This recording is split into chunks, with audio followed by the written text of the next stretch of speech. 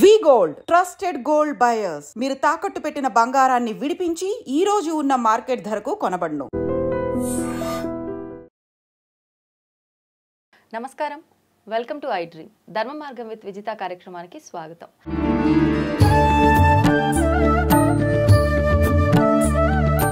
ప్రస్తుతం మనతో పాటు ఉన్నారు ప్రముఖ జ్యోతిష పండితులు ఆధ్యాత్మికవేత్త సుభాష్ శర్మ గారు. ఇప్పుడు వారితో మాట్లాడదాం. నమస్కారం గురుగారు. శ్రీమాత్రే నమః. గురుగారు, మనం ప్రస్తుతం చూస్తున్నాం ఒక వార్త. ఏంటి అంటే చిడుకూరు ప్రధాన అర్చకులు రంగరాజన్ గారి పైన దాడి జరగటం గురించి పలువురు పలు రకాలుగా మాట్లాడుతున్నారు. అసలు ఏంటి వాస్తవం, ఏంటి ఆ దాడి జరగటానికి గల రీజన్ ఏంటి, అవన్నీ కూడా తెలియజేయండి. తప్పకుండా అమ్మ. ముందుగా ప్రేక్షకులందరికీ శ్రీమాత్రే నమః, శ్రీ గురుభ్యో నమః. ఓం నమో దేవ్యై మహాదేవ్యై శివాయై సతతం నమః. నమ ప్రకృత్యై భద్రాయై నిహతాం ప్రణతాస్మిత.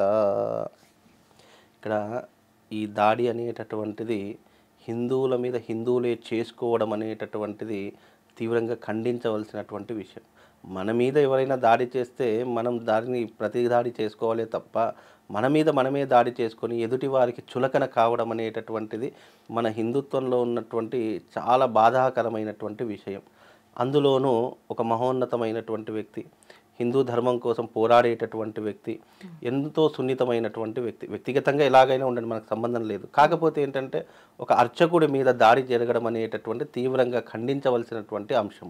ఎందుకంటే ఇలాంటివి ఆపకపోతే మళ్ళీ భవిష్యత్తులో ఇలాంటివి ఇంకా ఎక్కువయ్యేటటువంటి లక్షణాలే ఉన్నాయి తప్ప తక్కువ అయ్యేటటువంటి లక్షణాలు లేవు. దీన్ని తీవ్రంగా ఖండించాలి. ప్రజలందరూ కూడా వ్యతిరేకించవలసినటువంటి అవసరం ఉంది. ఎందుకంటే ఎవరైతే రామరాజ్యము అనేటటువంటి పేరు మీదుగా 15 మందో 20 మంది ఎవరు వచ్చారు, ఆ 15-20 మంది రామరాజ్యం స్థాపించాలి అనేటటువంటి నినాదం మంచిదే, చాలా హర్షించదగ్గటువంటి విషయం, స్వాగతించవలసిన. కానీ రామరాజ్యం స్థాపించాలి అనేటటువంటి ఆకాంక్షతో నువ్వు రావణుడిలా ప్రవర్తిస్తే దాంట్లో తీరేముంది? కాబట్టి నువ్వు రామరాజ్యం స్థాపించడం తప్పులేదు, ఆ భావాలు తీసుకురావడంలో తప్పులేదు. కానీ నువ్వు ఒక మన రౌడీలాగా, ఒక గూండాలాగా ప్రవర్తించి ఒక అర్చకుడి మీద ఈ రకమైనటువంటి కక్ష చర్యలు సాధించి ఏం సాధిద్దామని ప్రజలను ఈ రకంగా నువ్వు మభ్యపెట్టగలుగుతున్నావు. రామరాజ్యం అనేటటువంటి పేరుతో నువ్వు రావణ రాజ్యాన్ని తీసుకొస్తున్నావు. నీ ఆలోచన విధానము, నువ్వు అక్కడ బిహేవ్ చేసినటువంటి విధానం, నువ్వు మాట్లాడేటటువంటి విధానం ఎవరికీ కూడా నచ్చలేదు. నువ్వు రామరాజ్యం స్థాపించడము, రామరాజ్యం గురించి మీరు మాకు సహకరించండి అని చెప్పే విధానం ఎలా ఉంటుంది? నువ్వు రామరాజ్యం పేరుతో మీరు బ్రాహ్మణులు కాదు, అర్చకులు కాదు, నీకు ఏం రాదు, నీకు అవన్నీ ఏం అవసరం? ఆయన కరెక్టు కాదు అది పక్కన పెడితే ఆయన వయసు కన్నా గౌరవం ఇవ్వాల్సింది. అక్కడ ఆయన పుట్టక ముందు నుంచే ఈయన ఎవరైతే ఈ రెడ్డి గారు ఉన్నారో, వీరరాఘవరెడ్డి గారు, ఆయన పుట్టక ముందు నుంచే ఆయన అర్చకత్వంలో ఉన్నారు. ఆయన ఉన్నటువంటి వయసు కాదు, ఆయన అనుభవానికి ఉన్నటువంటి వయసు లేదు ఆయనకు.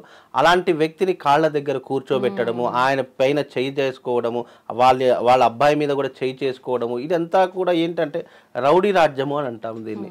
ఇలాంటి చర్యలు ఎలా ఉంటాయంటే ఒక ఉగ్రవాద చర్యల్లాగా ఉంటాయి.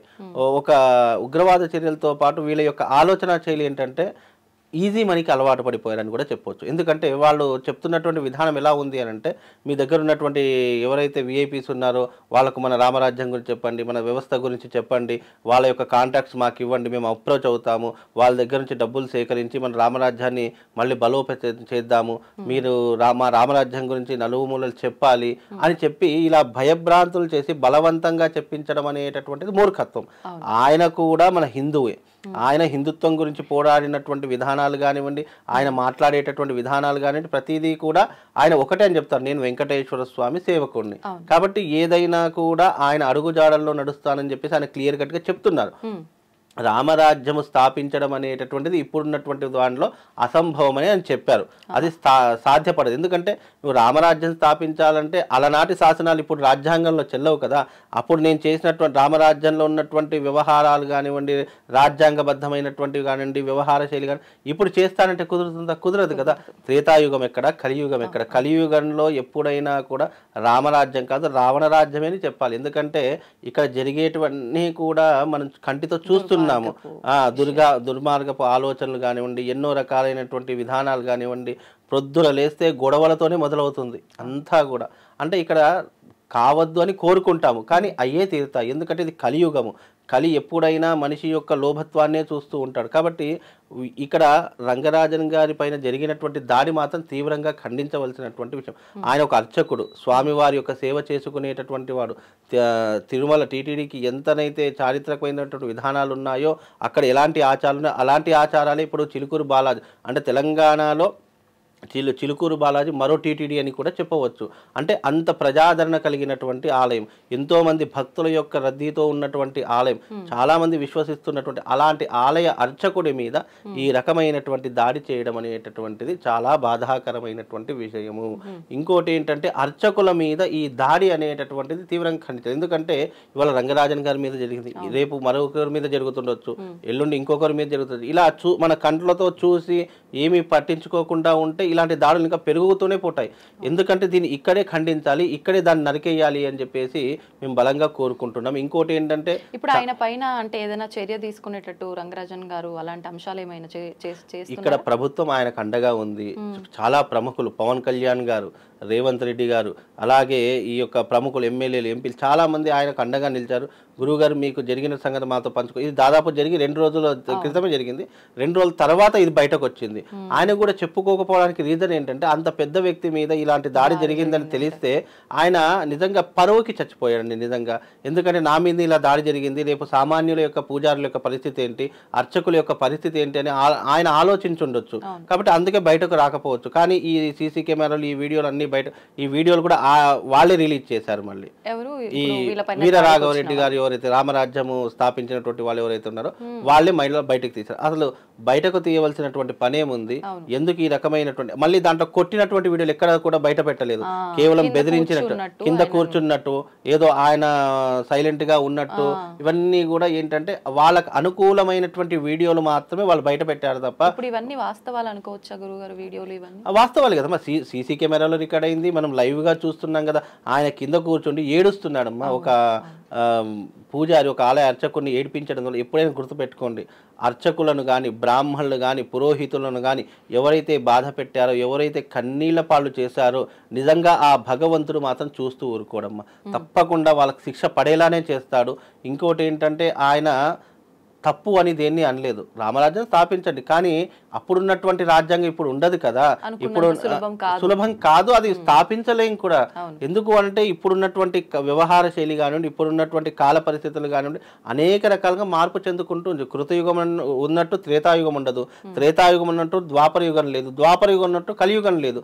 అంటే ఏ కాలానికి అదే ప్రాధాన్యత, ఏ కాలానికి కాల పరిమాణం అదే రకంగా ఉంటుంది తప్ప ఇప్పుడు అంతెందుకండి.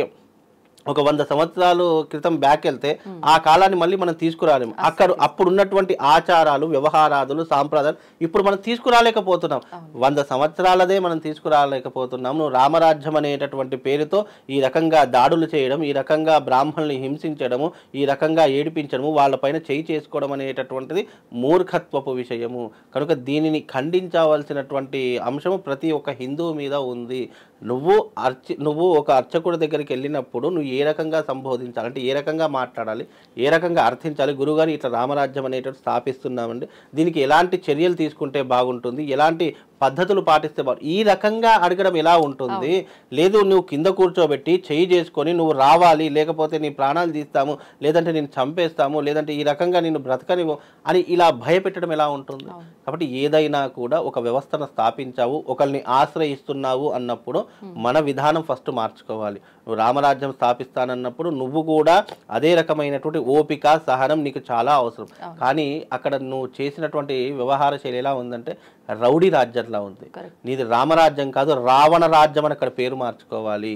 అంత దారుణంగా ఒక బ్రాహ్మణ్ హింసించావు, ఆ పాపం ఊరికే పేరు. ఎప్పుడైనా కూడా గుర్తుపెట్టుకోండి, గోవుకు చేసినటువంటి హింస, బ్రాహ్మడికి చేసినటువంటి హింస, ఇవి జీవితంలో ఎన్ని పూజలు చేసినా, ఎన్ని యజ్ఞయాగాదులు చేసినా, ఎన్ని రకాల దేవతలను ఆరాధించినా, 1000 కోట్లు ఖర్చు పెట్టినా ఆ పాపానికి నిష్కృతి లేదు. వ్యక్తిగతంగా ఒక బ్రాహ్మడు ఎలాగైనా ఉండ, నీకు సంబంధం లేదు. కానీ నువ్వు దూషించడము, నువ్వు మనసులో ఏదో పెట్టుకొని అతన్ని కొట్టడము, ఇలాంటివి చేశావు అని అనుకుంటే నీకు జీవితంలో ఎన్ని పూజలు చేసినా దానికి నిష్కృతి ఉండదు. అలాంటి పాపాన్నే వీరరాఘవరెడ్డి గారు మూటగట్టుకున్నారు. కాబట్టి అలాంటి విషయాల్ని ఎప్పుడైనా ఖండించవలసిందే. ఇప్పుడు పెద్ద పెద్ద వాళ్ళు ఆయన వెనక ఉన్నారు. ఆయన తలుచుకుంటే ఎంతసేపు కాదు ఈయన జీవితం. కాకపోతే ఏంటంటే చట్టం తన పని తాను చేసుకుంటూ పోతుంది. ఇలాంటివి భవిష్యత్తులో జరగకుండా ఈ యొక్క వ్యవస్థ ఏదైనా ఒక చర్య తీసుకోవాలి. పోలీస్ యంత్రాంగం కానివ్వండి, గవర్నమెంట్ కానివ్వండి, అర్చకుల మీద దాడి జరిగితే కఠినమైనటువంటి శిక్షలు విధిస్తామని చెప్పేసి గవర్నమెంట్ తప్పకుండా దీనికి తగినటువంటి చర్యలు తీసుకుంటే ఇలాంటివి జరగకుండా ఉంటాయి. ఇప్పుడే కాదండి, ఇవి గతంలో కూడా ఎన్నో రకాలుగా బ్రాహ్మణుల మీద దాడి జరిగినటువంటివి, మన హిందూ దేవాలయాల మీద ఇలాంటి వ్యతిరేకతలు వచ్చినటువంటి సందర్భాలు ఎన్నో కూల్చివేతలు అయిపోయినాయి, విగ్రహ ధ్వంసాలు అయిపోయాయి, అర్చకుల మీద పడ్డాయి. ఎందుకు అంటే అర్చకుల ద్వారా అర్చకుల్ని పట్టుకుంటే మనం ఆర్థికంగా స్థిరపడవచ్చు, వాళ్ళ దగ్గర ఉన్నటువంటి క్లయింట్స్ కానీ వాళ్ళ దగ్గర ఉన్నటువంటి ఏవైతే కాంటాక్ట్స్ అవి మనం తీసుకొని మన వ్యవస్థను స్థాపితం చేసుకోవచ్చు. ఇప్పటికీ కూడా చిలుకూరు బాలాజీ టెంపుల్లో హుండీ కూడా లేదు. అంటే అక్కడ నడుస్తున్నటువంటి వ్యవస్థ ఏదైతే ఉంటుందో ధార్మికమైనటువంటి వ్యవస్థగా నడుస్తుంది. ఎంతోమంది భక్తులు విశ్వాసంతో వెళ్తున్నటువంటి క్షేత్రము.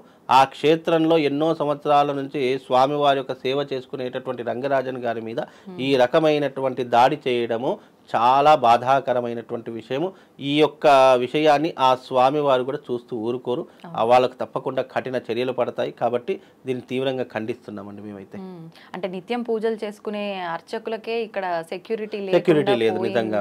అంటే ఈ సెక్యూరిటీని ప్రభుత్వం కల్పించాలి నిజంగా. ఎందుకంటే ఒక దేశానికి గోవు ఎంత అవసరమో బ్రాహ్మడు కూడా అంతే అవసరము. అలాంటి బ్రాహ్మణుల మీద ఇలాంటి దాడులు జరుగుతున్నా ప్రభుత్వం చూస్తూ ఊరుకుంటుంది అంటే అది ప్రభుత్వం యొక్క నిర్లక్ష్యం కావచ్చు. లేదా ఇలాంటి చర్యలు మళ్ళీ భవిష్యత్తులో జరగకుండా కఠినమైనటువంటి ఒక జీవోని తీసుకురావాలి. బ్రాహ్మణుల మీద కానీ, హిందుత్వం మీద కానీ, లేదా దేవాలయాల మీద కానీ ఇలాంటి ఏదైనా చర్యలు జరిగితే వాళ్ళకి కఠినంగా శిక్షలు ఉంటాయని చెప్పేసి ప్రభుత్వం అమలు చేస్తే భయం ఉండాలి. ఎందుకంటే భయం లేకపోతే ప్రతి ఒక్క మనిషి ఇష్టం వచ్చినట్టుగా జీవిస్తాడు. ప్రతి మనిషిలో భయం ఉండాలి. దండించడం వరకే చేశారా లేదంటే కొట్టడం లాంటివి చేశారా? ఆయన చెప్తున్నారు కదా వీడియోలో కూడా మనం చూసాం కదా, ఆయన ఆల్రెడీ కన్నుకు దెబ్బ తాకింది. అంతకు ముందే వాళ్ళ కొడుకుని ఇలా చేస్తున్నారని చెప్పేసి అడ్డుకుంటే వాళ్ళ కొడుకుని కొట్టారు. అంటే ఈ రకంగా కొట్టి హింసించి వాళ్ళ కాళ్ళ దగ్గర మళ్ళీ వాళ్ళ ఇంట్లో వాళ్ళ కాళ్ళకు చూసి అన్ని షూస్, చెప్పులు అవన్నీ వాళ్ళ ఇంట్లో సాలగ్రామాలు ఉంటాయి, దేవతా అర్చనలు ఉంటాయి. ఒక బ్రాహ్మణ ఇంట్లోకి వెళ్ళినప్పుడు ఎలా ఉంటుంది, ఒక మన ఇంటికి ఎవరైనా అతిథి వస్తేనే బయట చెప్పులు వదిలేసి వస్తారు. వీళ్ళు రౌడీలాగా దౌర్జన్యం, వాళ్ళ డ్రెస్ కోడ్ కూడా ఈ బందిపోట్లు నక్సలైట్లు ఉంటాయి ఆ రకమైనటువంటి వ్యవహార శైలిలో ఉంది. నిజంగా కాషాయ రంగం టవలు, బ్లాక్ కలర్ డ్రెస్ ఏదో వేసుకున్నారు. అంటే వీళ్ళ యొక్క తీరు ఎలా ఉంటుంది అంటే గనక మూర్ఖత్వం అయినటువంటి ట్రీట్మెంటు. అలాగే ఒక వ్యక్తితో ఎలా మాట్లాడాలో వీళ్ళకి అర్థం కాదు. వీళ్ళు రామరాజ్యం స్థాపిస్తారని చెప్పేసి విర్రవీగుతున్నారు. వీళ్ళది రామరాజ్యం కాదు, రావణ రాజ్యం అని చెప్పుకోవాలి. రంగరాజన్ గారి మీద జరిగినటువంటి దాన్ని తీవ్రంగా నేనే కాదు బ్రాహ్మణ సోదరులందరూ కూడా వ్యతిరేకిస్తూ ఇలాంటి చర్యలకు పాల్పడితే వాళ్ళకు ఎలాంటి కఠినమైనటువంటి శిక్షలు ఉంటాయో వీళ్ళని చూసి ప్రతి ఒక్కరు బుద్ధి తెచ్చుకోవాలి. మన దాంట్లో మనకు ఐక్యత అనేటటువంటిది పరిపూర్ణంగా ఉండాలి. మన మీద ఎవరైనా దాడి చేస్తే వాళ్ళని ఎదుర్కొనేటటువంటి పరిస్థితులు మనకు ఉండాలి తప్ప మన హిందుత్వం మీద హిందువులే దాడి చేశారనుకోండి మనం చులకనైపోతాం, హిందుత్వమే చులకనైపోతుంది. కాబట్టి భవిష్యత్తులో ఇలాంటివి జరగకుండా ప్రభుత్వం కఠినమైనటువంటి చర్యలు తీసుకోవాలని మనస్ఫూర్తిగా మీ మీడియా ముఖం ద్వారా తెలియజేస్తున్నాను. వాస్తవం మీరు చెప్పింది. ఇలాంటివి ఖండించకపోతే ముందు ముందు ఇంకా ఎక్కువగా చూడాల్సి వస్తుంది. ధన్యవాదాలు గురుగారు. శ్రీమాత.